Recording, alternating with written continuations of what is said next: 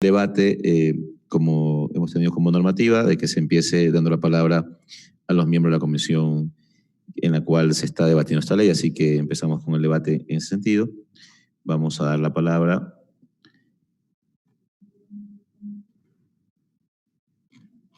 a la asambleísta Verónica Arias.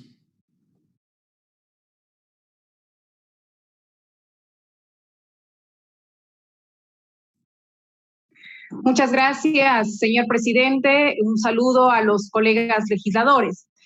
Nuestro país se encuentra en una de las regiones más desiguales del planeta y, por supuesto, los niños cargan también con el peso de la inequidad.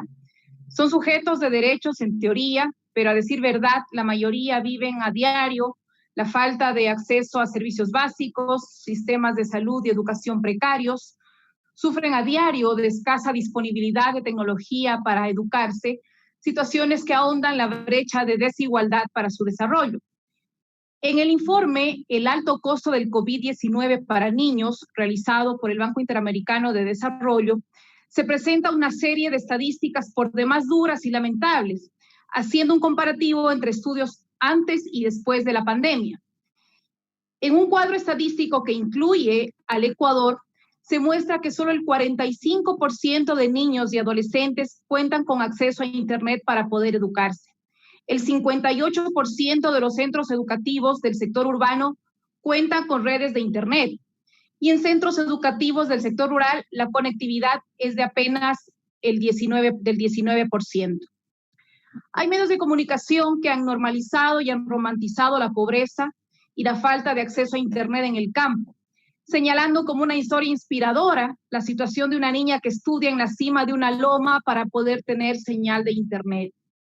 Sin embargo, poco o casi nada dijeron de las declaraciones del ministro de Telecomunicaciones, quien aceptó además ante la Comisión de Fiscalización de esta Asamblea que más de 1 millón de estudiantes en el Ecuador no cuentan con Internet. Y ahí no termina todo. Lo más repudiable es que niñas, niños y adolescentes ecuatorianos han sido asesinados y violentados física y sexualmente durante la cuarentena. Según datos del Consejo de Protección de Derechos, se señaló que al menos 10 niños fueron asesinados en su entorno familiar y 21 niños fueron abusados sexualmente durante esta cuarentena. Igualmente, el Consejo de Protección de Derechos informó que hubo 10 suicidios de niños, niñas y adolescentes en esta emergencia. Estas muertes violentas se dieron en sus hogares y en espacios que en teoría deberían estar determinados como lugares seguros. El sábado 9 de mayo del 2020 nos enteramos con consternación que una niña de 9 años se suicidó aquí en la ciudad de Loja. Una crónica de Diario El Universo señalaba que su madre se dedicaba al comercio informal, pero al parecer los últimos 3 días antes de tomar esta fatal decisión no habrían tenido qué comer, pues la situación económica de la familia era absolutamente angustiante.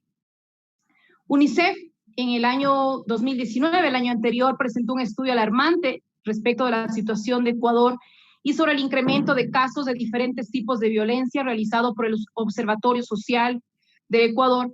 Y según UNICEF, las principales alertas de estudios son el incremento del suicidio en adolescentes, tasas de embarazo de niñas entre 10 a 14 años, abuso de sustancias adictivas y alcohol y desnutrición crónica. Este estudio indica que los suicidios en adolescentes han ido en aumento. Actualmente es la primera causa de muerte en adolescentes.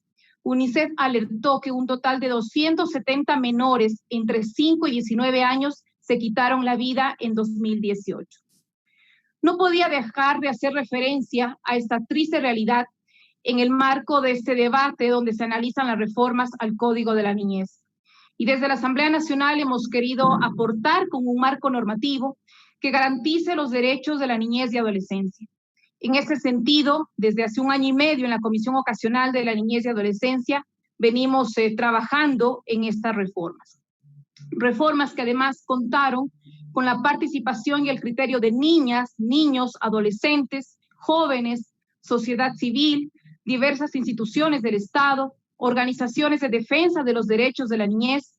Se efectuaron múltiples sesiones en la Asamblea Nacional, sesiones en territorio en diversas provincias del país, así como también de forma virtual, foros, talleres, entre otros. Las reformas tratan temas prioritarios e importantes como medidas de protección para los menores. Se mejoraron los temas relacionados al acogimiento familiar para niñas, niños y adolescentes en situación de riesgo y vulnerabilidad. Se reducen los tiempos de adopción, garantizando que todas las niñas, niños y adolescentes puedan ejercer su derecho a tener una familia.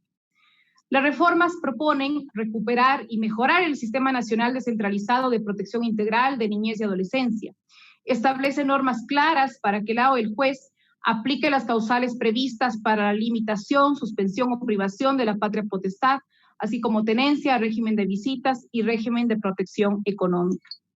Hemos garantizado los derechos de la niñez antes que el interés del padre o la madre, que en muchos casos, con una visión adultocéntrica, buscan imponer normas a su favor en desmedro de la estabilidad emocional de los niños.